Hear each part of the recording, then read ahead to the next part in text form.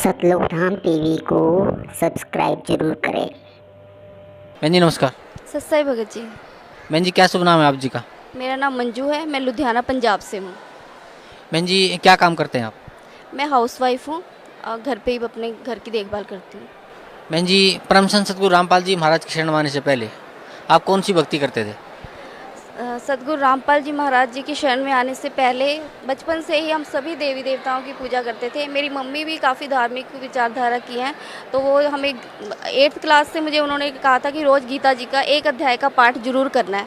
तो मैं वो 8th क्लास से वो रोज़ एक अध्याय का पाठ करती थी। मुझे समझ नहीं आता था, लेकिन मुझे उस अध्याय से ज़्यादा जो उसके बाद में महात्म्य में लिखा होता था, वो उसमें कथा सी आती थी, वो ज़्यादा मुझे समझ आती थी। लेकिन गीता में अध्याय में क्या लिखा होता ये इतना नहीं समझ में आता था। और साथ में व्रत रखते थे और सारे देवी देवताओं की पूजा करते थे और यही सब करते थे। और जब मेरी शादी हुई, शादी के बाद हमने शादी के साल ही हमारे लुधियाना में संत आसाराम बापू जी आए थे, तो हमने उनसे नाम दीक्षा ली थी और उनके बताए मार्ग पर भी हम चल रहे थे जैसे वो बताते थे। बहन जी जैसे अभी आप बता रहे थे कि आपने संत आसाराम जी से दीक्षा ली थी, तो संत आसाराम जी ने आपको क्या मंत्र जाप करने के लिए दिया था? उन्होंने हमें, जब हम वहाँ सुबह दीक्षा लेने गए, हम दोनों हस्बैंड वाइफ गए थे, तो उन्होंने हमें 8-9 मंत्र लिखवा दिए थे, बताए थे 8-9 मंत्र, और कहा था कि जिसको जो अच्छा लगता है वो इनमें से एक चुन लीजिए, और जो हस्बैंड वाइफ पति पत्नी बैठे तो वो अपना एक ही मंत्र रखें। तो हमने ओम नमः शिवाय मंत्र अपने आप ही उसमें से हमें ठीक लगा तो वो ले लिया था, क्योंकि हम पहले से भी शिव जी की भक्ति भी करते थे। यानी कि आपके कहने का तात्पर्य है कि जो आसाराम जी के शोकेस में 7-8 मंत्र रखे हुए थे और आपने जो अच्छा लगा, जैसे आप पहले शिव जी की भक्ति करते थे तो आपने उस ओम नमः शिवाय को आपने वहाँ से चूज कर लिया। तो बहन जी जो मंत्र आसाराम जी द्वारा आपको दिया गया था ओम नमः शिवाय, या मैं कहूँगा कि उसके जो शोकेस में 7-8 मंत्र रखे हुए थे उनमें से आपने जो ओम नमः शिवाय चूज किया, उस मंत्र का जाप आपने कितने दिन तक किया? उसका मंत्र का जाप हमने लगभग 10 साल किया, और उस दौरान हमारे मतलब भला तो क्या होना था, मुसीबतें एक के बाद एक आती रही। मतलब उन मंत्रों से हमें कोई लाभ नहीं हुआ। हाँ जी, परम संत सतगुरु रामपाल जी महाराज की शरण में आप कैसे आए? सतगुरु परम संत रामपाल जी महाराज जी की शरण में हम ऐसे आए कि 2004 में जब आस्था चैनल पे गुरु जी की सीडी चली थी कुछ दिन, तो एक दिन अचानक ऐसे ही बैठे हुए हमारे भगत जी ने वो लगाया हुआ था टीवी, तो वो चैनल वैसे ही बदल के देख रहे थे, जैसे देखते रहते थे। हम हर संत का भी सुनते रहते थे, बहुत सारे संतों के आते थे प्रवचन। तो अचानक ही गुरु जी का लग गया, तो गुरु जी गीता दिखा रहे थे, उसमें से बता रहे थे उंगली से कि ऐसे ऐसे ये है। तो उनको इंटरेस्टिंग सा लगा, क्योंकि ऐसे कोई बताता नहीं है साथ में ग्रंथ खोल के। तो उन्होंने देखा, एक दिन सुना, 2 दिन सुना, लगभग उन्होंने 20-25 दिन सुना। मुझे भी बोला कि तुम भी सुनो इसको, ये कुछ अलग ज्ञान बता रहे हैं। लेकिन हम संत आसाराम बापू जी के शरण में थे, तो उनकी हमें यही शिक्षा दी हुई थी कि कभी गुरु नहीं बदलना होता, कि गुरु बदलना तो पति बदलने जैसा है, महापाप है। उनकी जो आसाराम बापू जी की बहुत सारी किताबें मैंने पढ़ी थी, गुरु महिमा है, श्राद्ध महिमा है, बहुत सारी उनकी पुस्तकें, मैं लगभग सारी पुस्तकें पढ़ी थी। तो मैंने पढ़ी हुई थी गुरु महिमा वाली भी, उसमें सारा दिया था कि गुरु तो बदलना ही नहीं होता। तो मैंने इस डर से मुझे ये था कि अब ज्ञान वो कुछ भी बता रहे हैं संत रामपाल जी महाराज, तो हमने तो गुरु बनाया हुआ है, हमने गुरु अब बदलना नहीं होता, ये तो महापाप है। तो मैंने उनका बिल्कुल नहीं सुना ही नहीं। और मैंने इनको भी कहा कि इनको लगता था कि हम भक्ति ना हमारी ठीक नहीं है, क्योंकि हमें ऐसा कोई कुछ भी ऐसा कोई अनुभव नहीं होता था, तो इन्हें लगता था कि हमारी भक्ति ठीक नहीं, पहले से ही लगने लग गया था कुछ 6-7 महीने से। और ये उस बीच में राधा स्वामी वाले भी हमें मिले थे, और कबीर साहब की जो वाणी थी हमें बहुत पहले से ही आकर्षित करती थी, उनके दोहे बहुत आकर्षित करते थे। तो और राधा स्वामी वाले जो 1-2 भक्त इनको मिले थे, उन्होंने हमें वो वाली पुस्तक ला के दी थी जिसमें कबीर साहब जी का वो शब्द है, कर नैनो दीदार महल में प्यारा है। तो हमने वो पढ़ी, तो उसमें क्योंकि लास्ट में तो वो सारा उसका निवारण कर देते हैं परमात्मा की, वो सारी झूठी बनाई हुई रचना, लेकिन उससे पहले जो सारा शब्द है उसमें बताया हुआ है कि ऐसे ऐसे ध्यान लगाते हैं तो ये नज़र आता है, फिर ये नज़र आता है। तो इनको लगता था कि हमें जो बताया गया है, जो हम करते हैं, जो आसाराम बापू जी ने बताया, तो हमें तो कोई ऐसा कुछ दिखा ही नहीं आज तक। तो इनका ध्यान वहाँ से हटने लगा था, और राधा स्वामी के हम जाने वाले थे, तो एक दो इतवार हम जा नहीं पाए, किसी कारण से कोई और काम आ गया। तो इसी बीच में इन्होंने संत रामपाल जी महाराज जी का वो टीवी पे देख लिया, और वो ज्ञान ऐसा था कि इनको मतलब सुनते ही नहीं हो गया कि जो ये बता रहे बस यही सही है। और इन्होंने कहा कि मैंने वहाँ जाना है।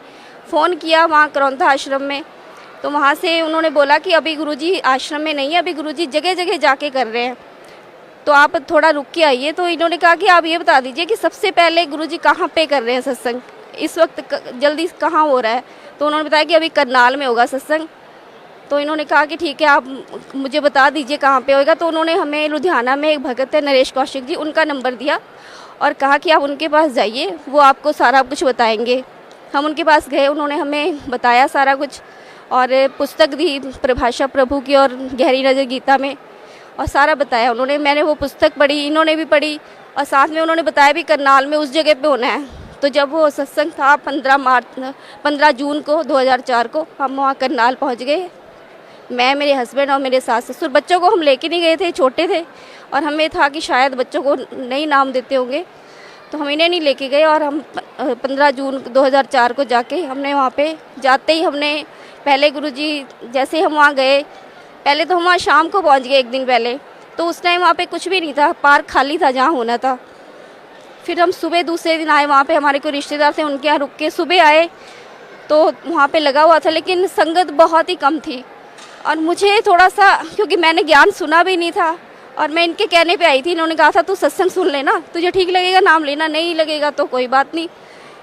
तो मैं देखा कि संगत भी कोई ज़्यादा नहीं है, क्योंकि जब आसाराम बापू लुधियाना में कभी कभार आ पाते थे तो इतनी लाखों की भीड़ ऐसे हो जाती थी कि वहाँ पैर रखने की जगह नहीं होती थी। तो मुझे थोड़ा सा लगा कि यहाँ पे संगत भी कोई नहीं है। तो जैसे हम वहाँ गए, गुरुजी सामने से आ रहे थे। उस टाइम तो खैर क्योंकि मैंने ज्ञान नहीं सुना था, ऐसा कोई भाव नहीं था, तो सामने से गुरुजी हंसते हुए आ रहे थे और आके वहाँ गुरुजी का आसन लगाया हुआ था, बैठ गए सोफे पे आके। और मेरे हस्बैंड ने तो जाते ही उन्होंने कर दिया दंडवत प्रणाम की, और मुझे पता भी नहीं था कि ऐसे प्रणाम करते हैं। और मैंने फिर वैसे ही जैसे गुरुद्वारे में मत्था टेकते हैं मैंने भी टेका, और गुरुजी ने हमें पूछा कहाँ से आए हो, तो बताया कि लुधियाना से आए हैं। तो गुरुजी ने कहा देखो इतना बड़ा लुधियाना और ये 4 आत्माएं निकल के आई। उस टाइम मुझे कुछ ऐसा समझ में नहीं आया कि गुरुजी क्या कहना चाहते हैं। फिर गुरुजी ने पूछा कि बेटा सत्संग सुनने आए हो कि नाम लोगे, तो इन्होंने कहा कि गुरुजी दोनों काम करने हैं। तो गुरुजी कहते पहले नाम लो।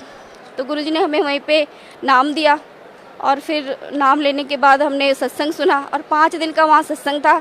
5 दिन के सत्संग में कम से कम मुझे इतना तो वहाँ पे ज्ञान हो गया था कि नहीं, ये जो बता रहे हैं ये बिल्कुल सही बता रहे हैं, क्योंकि सामने दिखा रहे थे, सारे प्रोजेक्टर पे दिखा रहे थे। तो इस तरह से हम संत रामपाल जी महाराज की शरण में आ गए। बहन जी, परम संत सतगुरु रामपाल जी महाराज की शरण में आने के बाद जो भक्ति सतगुरु रामपाल जी महाराज ने आपको दी है, उस भक्ति से आपको क्या लाभ मिला? देखिए, सबसे बड़ा लाभ तो पहले मैं ये यहाँ की जो सांसारिक लाभ हैं वो तो परमात्मा वैसे ही रूंगे में देते कहते हैं, और वो सच में वो तो हमें हर पल मतलब कोई भी काम हमारा अटता नहीं है, ऐसे हो जाता है जैसे परमात्मा साथ ही रहते हैं। कैसे हो जाता है मुझे नहीं पता लगता, लेकिन सबसे बड़ा लाभ जो मैं मानती हूँ कि हमें वो सतमार्ग मिल गया, जिस पे चलकर अब हम आगे, अब कोई भ्रमणा नहीं रही कि जैसे पहले हम लगे हुए थे तो हम श्योर नहीं होते थे, कोई और कुछ बताता था कि नहीं वहाँ ऐसा होता है, वो संत ऐसे बताते हैं, तो जल्दी से डाइवर्ट भी हो जाते थे कि शायद वहाँ ज़्यादा लाभ मिलता हो। लेकिन अब जो गुरुजी ने ज्ञान दिया है उसने हमें एक सही मार्ग दे दिया, और साथ में प्रूफ्स दिखाए हैं इतने सारे, उससे बिल्कुल क्लियर कर दिया कि यही मार्ग है, सच्चा भक्ति मार्ग यही है, और इसी मार्ग पे चलकर हम सच में उस मोक्ष को प्राप्त कर सकते हैं जिसकी आज तक सभी लोग तलाश करते आए, ऋषि मुनि तलाश करते आए हैं, और हमें वो सत भक्ति मार्ग मिल गया। सबसे बड़ा लाभ ये है। और साथ में जो सांसारिक लाभ है, परमात्मा कहते हैं कि मैं अपने भक्त की उम्र भी बढ़ा देता हूँ, अगर उसकी सांसें भी ख़त्म हो गई तो भी मैं उसको 100 वर्ष की उम्र देता हूँ। और ये मेरे सामने हुआ है। मेरी बेटी का एक्सीडेंट हुआ था पिछले साल 6 नवंबर को, और ये इसका एक्टिवा पे जा रही थी, सुबह सुबह थोड़ा अंधेरा था तो इसको नज़र नहीं आया, टाटा है इसके साथ इसकी सीधी टक्कर हो गई, क्योंकि उसकी हेडलाइट्स ऑफ थी और अपोजिट साइड से वो आ रहा था, सामने टक्कर हुई है, और ये वहाँ पे गिर पड़ी। जो वहाँ पे सैर कर रहे थे सुबह लोग, उन्होंने इसको वहाँ सामने हॉस्पिटल में पहुँचाया और हमें फ़ोन किया। उसके बाद हम इसको लुधियाना में DMC हॉस्पिटल ले गए। वहाँ पे इसकी 7-8 घंटे तक सर्जरी चली, और डॉक्टर से मैंने पूछा था, जब इसके पूरा ब्लड निकल ही रहा था उस टाइम, कि डॉक्टर मतलब क्या, वो कहते हैं अभी हम कुछ नहीं कह सकते, डॉक्टर से बताएंगे, अभी ऑपरेट करना पड़ेगा।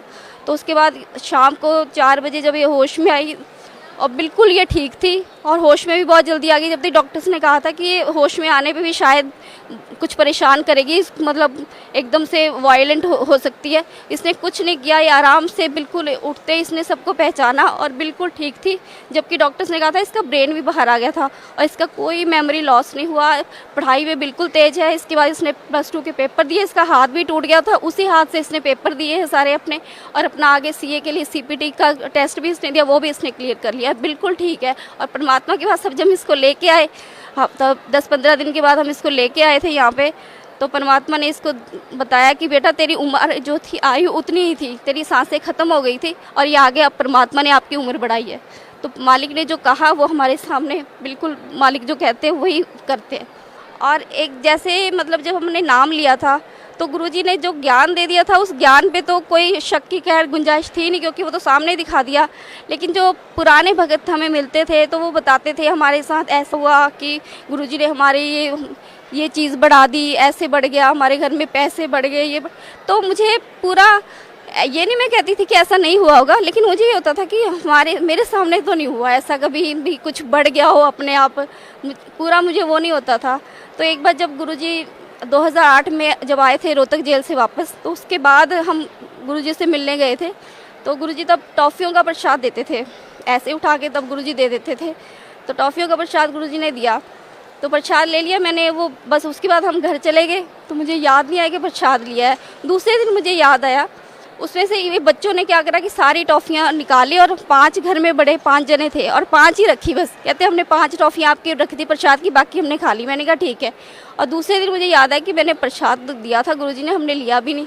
तो मैं निकाल के लेके आई, तो मैंने एक टॉफ़ी अपनी सास को दी, एक ससुर जी को दी, और एक टॉफ़ी हमारे घर में नानी जी आई हुई थी उनको दी, और एक टॉफ़ी जो थी वो ये बच्चे देखने लगे कि हमारा प्रसाद। मैंने कहा तुमने खा लिया था, कहते नहीं अब हमें, मैंने कहा चलो एक ये आधी खा लो तुम, और एक टॉफ़ी अब ये मेरा प्रसाद है, ये मैं किसी को नहीं दूंगी।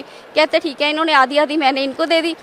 तो ऐसी मेरे देवर का बेटा आया था, मुझे याद नहीं था, वो खैर कभी कभी आता है, वो बैठा था ड्राइंग रूम में, तो उसने आवाज़ मारी कि मैं भी हूँ। मैंने कहा अच्छा तू भी है, चल। मैंने कहा आज आधी ले लेते इसमें से हम दोनों।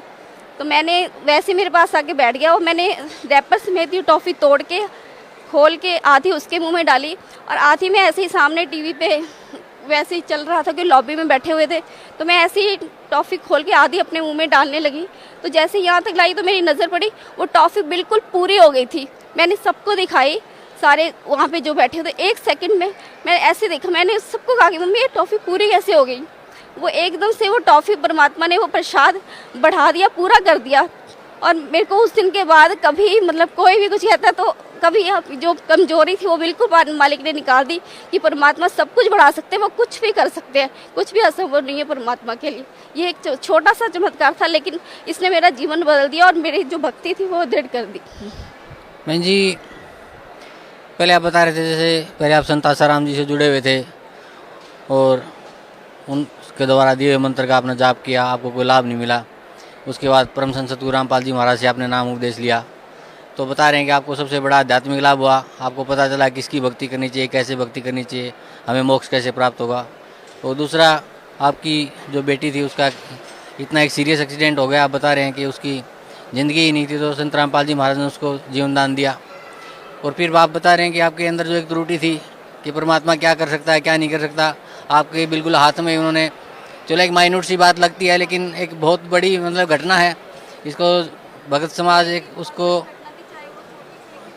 ये पूरे भगत समाज के लिए बहुत बड़ी घटना है कि एक टॉफ़ी का प्रसाद आधी टॉफ़ी को पूरा कर देना, आपको ये बिलीव दिलाना कि yes I am God and I can do everything. तो एक बहुत बड़ी घटना भी है ये। तो मैं आपसे रिक्वेस्ट करता हूँ कि भगत समाज को आप क्या संदेश देना चाहते हैं? भगत समाज को मैं यही संदेश देना चाहती हूँ कि अब परमात्मा धरती पर आए हुए हैं और सारे वो जो भी बता रहे हैं प्रूफ के साथ बता रहे हैं। सारे वेद उन्होंने खोल दिए, सारे पुराण खोल दिए, गीता जी जितने भी हमारे ये पवित्र शास्त्र हैं इन सबको परमात्मा दिखा रहे हैं और प्रोजेक्टर पे दिखा रहे हैं कि देखो हमारे वेद कहते, ये पुराण गीता जी ये सब ये कहते हैं। और जो संत बाकी संत बता रहे हैं वो ये बता रहे हैं। आप खुद सारे जो लोग हैं, जितने भी भक्त समाज में भी लोग हैं, सब पढ़े लिखे हैं, ये खुद निर्णय कर सकते हैं कि कौन सही बता रहा है और कौन गलत बता रहे हैं। तो मेरी भक्त समाज से यही प्रार्थना है कि जल्दी से जल्दी, जितना जल्दी हो सके परमात्मा की शरण में आइए, क्योंकि ये समय बीता जा रहा है और ये दोबारा ये जो भक्ति युग है, ये अभी बिल्कुल पीक टाइम आया हुआ है भक्ति युग का, और इस टाइम जो मौका चूक गए तो फिर ये दोबारा, ये पता नहीं कब, लाखों वर्षों बाद फिर कब कलयुग में जाके दोबारा मौका मिलेगा। तो बिल्कुल भी अब विलम्ब ना करें। और भक्त समाज से मेरी यही प्रार्थना है कि सतलोक आश्रम बरवाला, जिला हिसार, हरियाणा में आएँ और संत रामपाल जी महाराज जी से नाम दीक्षा लेकर अपना उद्धार करवाएं। जी धन्यवाद आपका, बहुत बहुत धन्यवाद। क्या शुभ नाम है गुड़िया आप जी का? मालविका। गुड़िया कहाँ से आए आप? लुधियाना से। कौन सी क्लास में पढ़ते हैं? मैं कॉलेज में जाती हूँ और सीए कर रही हूँ। गुड़िया, परम संत सद्गुरु रामपाल जी महाराज की शरण माने से पहले आप कौन सी भक्ति करते थे? छोटे से ही मेरे दिमाग में ये होता था कि हम कहाँ से आए हैं और हम कहाँ जाएंगे, लेकिन किसी के पास इस चीज़ का आंसर नहीं मिलता था। और मैं हनुमान जी की ही भक्ति करती थी छोटे से ही। तो जब आप हनुमान जी की भक्ति करते थे at the very from beginning, तो उस भक्ति से आपको क्या लाभ मिलता था? जी देखिए, जब हम छोटी उम्र के थे तभी हम संत रामपाल जी महाराज जी के पास आ गए। तो जब हनुमान जी की भक्ति करती थी तब बहुत ही छोटी होती थी, तो लाभ हानि का कुछ पता नहीं चलता था। पर जैसे ही संत रामपाल जी महाराज जी के पास आए तब पता चला कि असली लाभ होता क्या है। फिर आप परम संत सद्गुरु रामपाल जी महाराज की शरण में कैसे आए? जैसे कि मम्मा ने बताया था, पापा ने टीवी पर देखा, गुरुजी का सत्संग आस्था पे आ रहा था 2004 में। तो उसके बाद पापा को बहुत अच्छा लगा, तो मम्मा पापा सबने नाम लिया, उसके बाद हमने भी नाम ले लिया। गुड़िया, परम संत सद्गुरु रामपाल जी महाराज से नाम उपदेश लेने के बाद आपको क्या लाभ मिला? जी लाभ बहुत ज़्यादा मिले हैं। सबसे बड़ा तो आध्यात्मिक लाभ मिला कि हमें वो रास्ता मिल गया जिसे हम छोटे से ढूंढ रहे थे, वो हमें मिल गया। और फिर उसके बाद मेरा बहुत ज़्यादा मेजर एक्सीडेंट हुआ पिछले साल नवंबर में, और मेरा ब्रेन बाहर आ चुका था। और उस टाइम मेरी 8 आवर्स की सर्जरी चली और 3 डॉक्टर्स की टीम ने ऑपरेट किया, और कुछ पता नहीं था कि मैं बचूंगी कि नहीं। और अब जब मेरी अपॉइंटमेंट होती है, डॉक्टर्स ने मुझे बताया कि मेरा ब्रेन तक बाहर था और बिल्कुल भी श्योरिटी नहीं थी कि मैं बचूंगी कि नहीं। और वो सब खुद कहते हैं कि तुझे तेरे गुरुजी ने ही बचाया है। तो गुरुजी ने मुझे जीवन दान दिया है। और जैसे ही मैं आश्रम आई एक्सीडेंट के बाद, तो गुरुजी ने मुझे बोला कि बेटी तेरा जीवन और आगे नहीं था, ये तुझे परमात्मा ने भक्ति के लिए दिया है। तो ये सबसे बड़ा लाभ हुआ मुझे मेरी ज़िंदगी में।